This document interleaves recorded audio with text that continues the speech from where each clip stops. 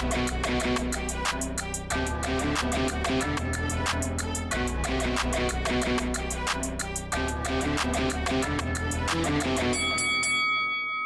guys, welcome to Boxing Squared for boxing news and views from around the internet.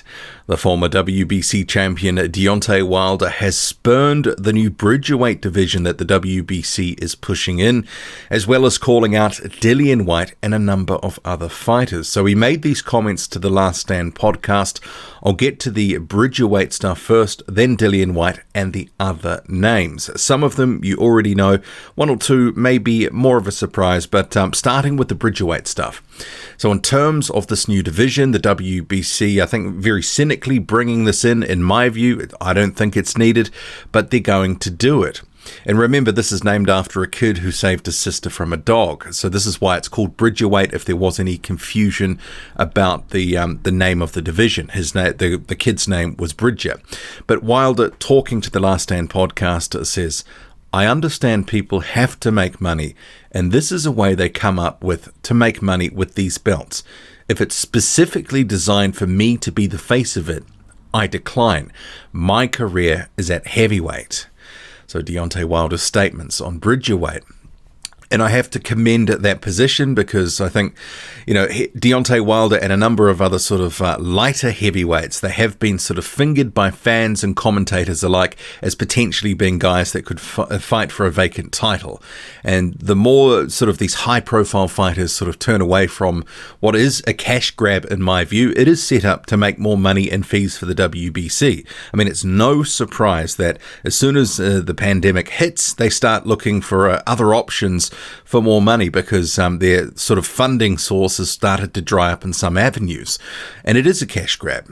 Plain and simple, this is what it's about. It's not about improving the sport, it's about lining their own pockets. Let's be clear about this, and Deontay Wilder has called it as it is. So I think it's a good call that he is spurning the Bridgerweight division, which I do think is going to end up becoming like the new cruiserweight. And I've spoken about some of this stuff on Patreon.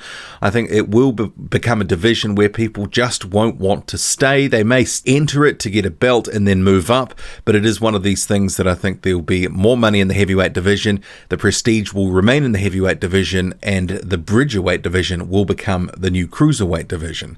And I don't say that to sort of disparage the cruiserweight division, but let's face it, the profile and other things is well down on what is in the heavyweight division. This is not going to be some sort of barn-burning type division that everyone is going to have their eyes on. And if big name stars are already spurning it, it's probably going to get less attention than some people may have otherwise already thought it would get. So I like that call from Deontay Wilder. Okay, so we'll move on to the comments regarding Dillian Whyte. So he said, for his next 3 fights, if he cannot get Tyson Fury, he says, I want Dillian Whyte, I want Dillian Whyte, and I want Dillian Whyte. The dude's obsessed with me. He acts like we had a bad breakup, and he can't get over me. I'm the man that he want to be. And with all the sort of back and forth over a couple of years now, I mean, is this fight even realistic to get made? I mean, all that sort of sounds good that he wants some Dillian Whyte. Previously, just in recent weeks, he said that he'd like to have Andy Ruiz as his first opponent back, which I think is a much more makeable fight because they're in the same stable. Saying he wants Dillian Whyte, Dillian Whyte, Dillian Whyte, given everything that's gone on, the fight hasn't got made, hasn't been close to being made. Deontay Wilder wasn't interested in making that fight.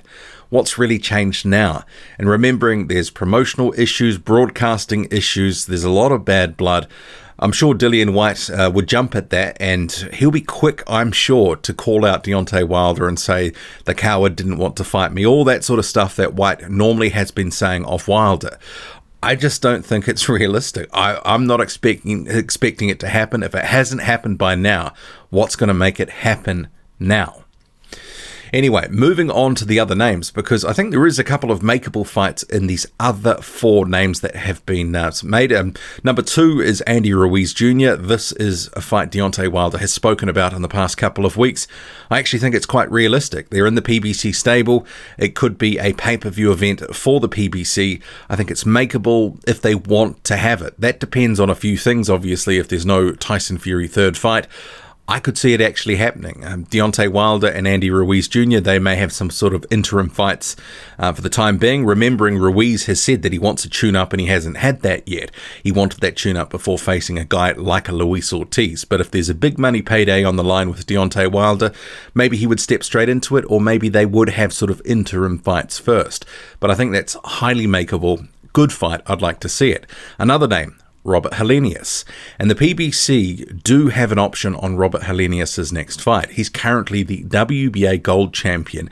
He picked that up against Adam Kovnarski. That was in March 2020. A bit of an upset win for Robert Helenius. They have an option on his next fight.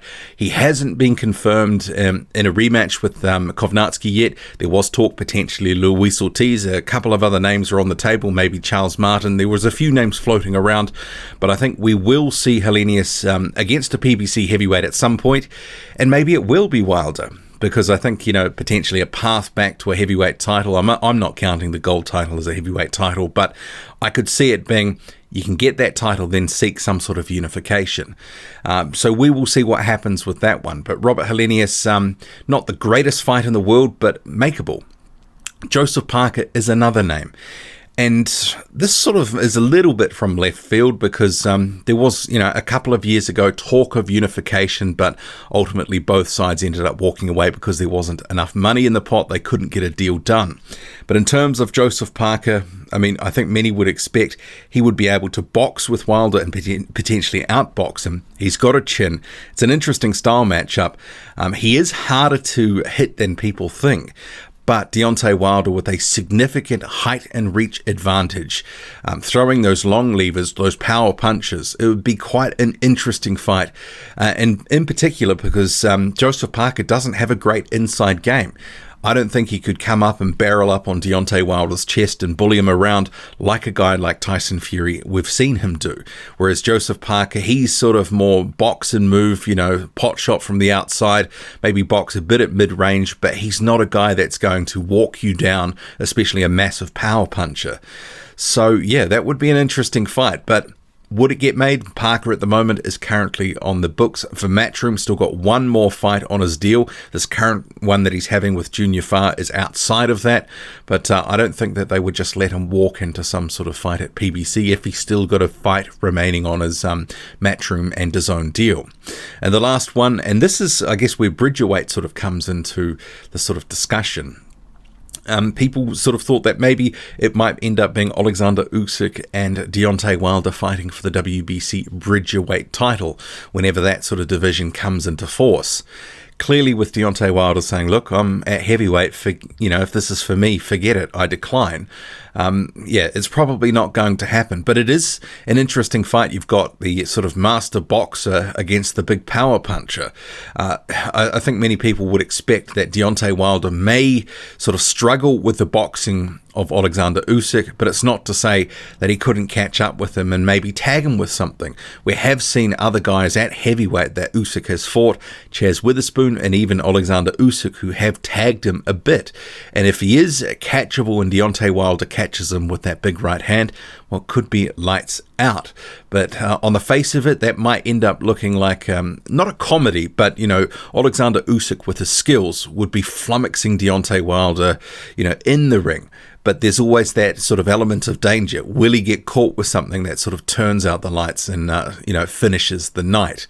But Dillian Whyte, Andy Ruiz Jr., Robert Helenius, Joseph Parker and Alexander Usyk. 5 names that Deontay Wilder has thrown out there, as well as spurning the Bridgerweight division. What do you make of it all? Drop a comment, loud and often, hit like, hit subscribe, follow me on Twitter, boxing_squared. I'm out.